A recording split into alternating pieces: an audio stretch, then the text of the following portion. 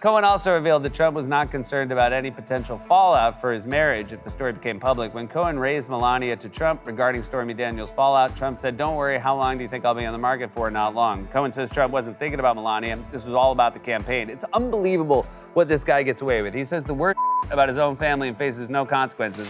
Ladies and gentlemen, get ready for the latest drama in the never-ending Trump show. Mr. Trump, who's with you in the courtroom today? Why Hannibal Lecter? Do you plan to testify? Fresh off of his first criminal trial where he might become the first ex-president convicted of a crime for hiding a hush money payment to an adult film star, Donald Trump is throwing another one of his epic tantrums.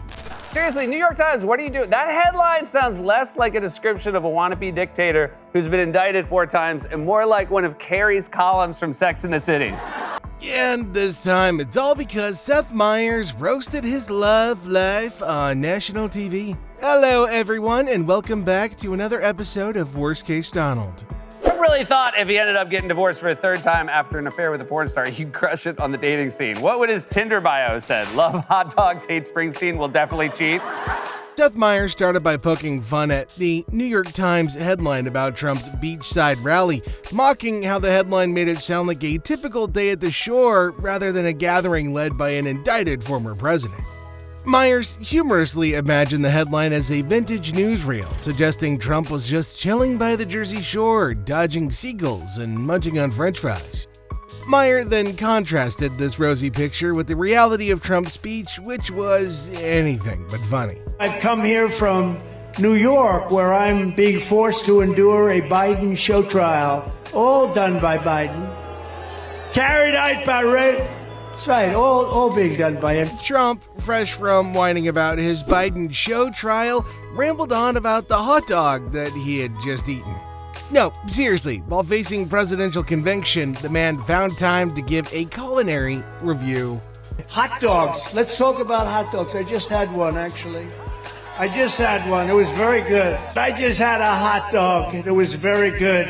It was as if he was auditioning for a food critic gig, completely clueless to his ongoing, legal troubles. In true Trump fashion, he also boasted about his rally crowd being bigger than Bruce Springsteen's.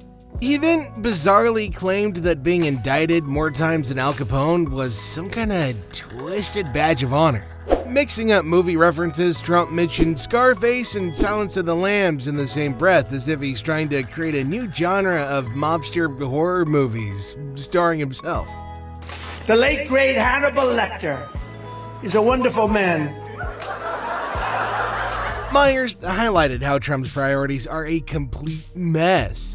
Instead of addressing serious legal issues, he's busy rambling about hot dogs and misquoting films. Seth went on to mock how Trump's speeches seem to recycle bits from Meyers' own show.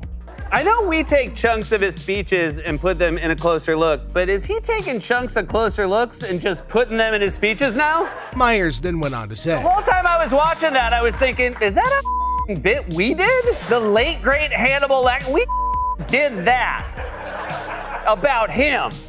It's a pretty funny image, but it's also just a little bit sad, highlighting how Trump's speeches have become a bizarre mix of diffusion and borrowed material.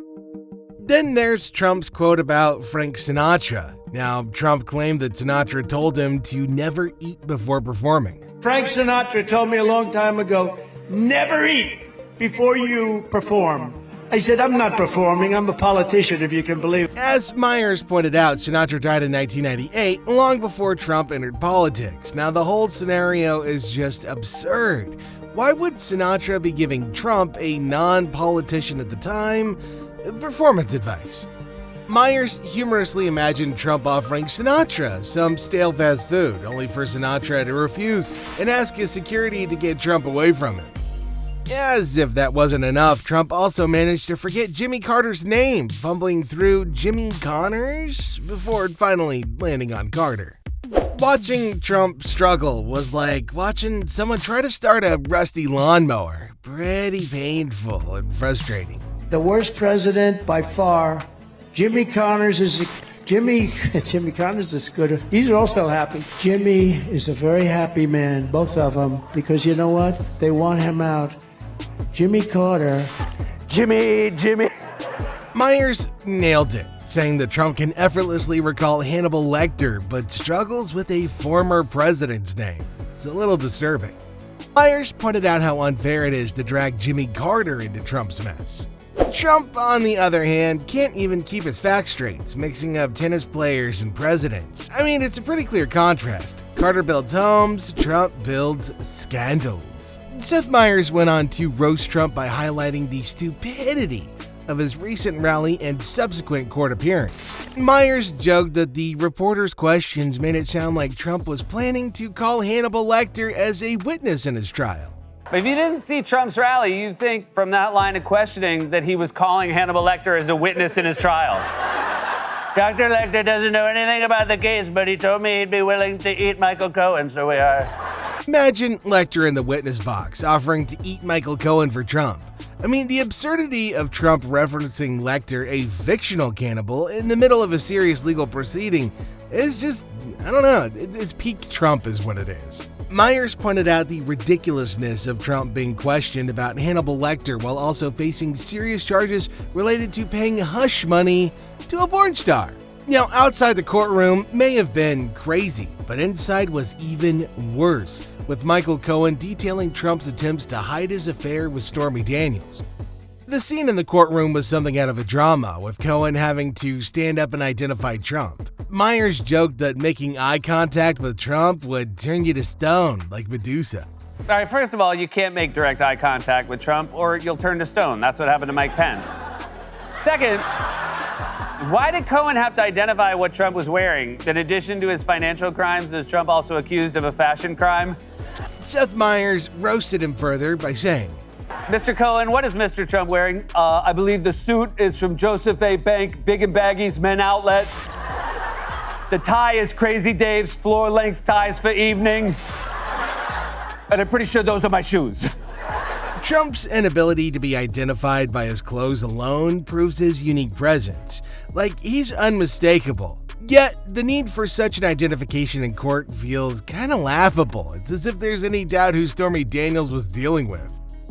Meyers continued roasting Trump by highlighting Cohen's testimony about their close working relationship. Cohen had over 30,000 contacts synced to his phone. How does one even have that many contacts? Now, Trump's circle likely consists of people with multiple numbers for various shady dealings. The crux of Cohen's testimony was about the hush money payment to hide Trump's affair and its impact on the election. Meyers roasted Trump's concern about the election over his marriage, with Trump dismissing any potential fallout with Melania. Trump's confidence that he'd still be a catch on the dating scene post-divorce is laughable. I mean, what would his Tinder bio even say? I mean, it's clear Trump's priorities are super skewed, caring more about his campaign than his marriage. It's unbelievable what this guy gets away with. He says the worst about his own family and faces no consequences. The worst thing I've ever said to a friend about my wife is she doesn't watch the show. And I'd be terrified if she found out until I remembered she never would because she doesn't watch the show. So, now, Trump's actions, from paying hush money to a porn star to lying about his interactions with iconic figures like Frank Sinatra, just reveal a man who's willing to do anything to maintain his image and power. His court appearance and the detailed testimonies against him really expose a level of corruption and deceit that's just unacceptable, especially from a former president. It's clear that Trump's self-obsession and criminal behavior make him a threat to the democratic process. His focus on personal gain over public service undermines the very foundation of democracy. Now, we don't want somebody with such blatant disregard for the law and ethical norms anywhere near positions of power. Trump's track record shows that he prioritizes his own interests over the welfare of the country, and that's a risk that we simply cannot afford to take.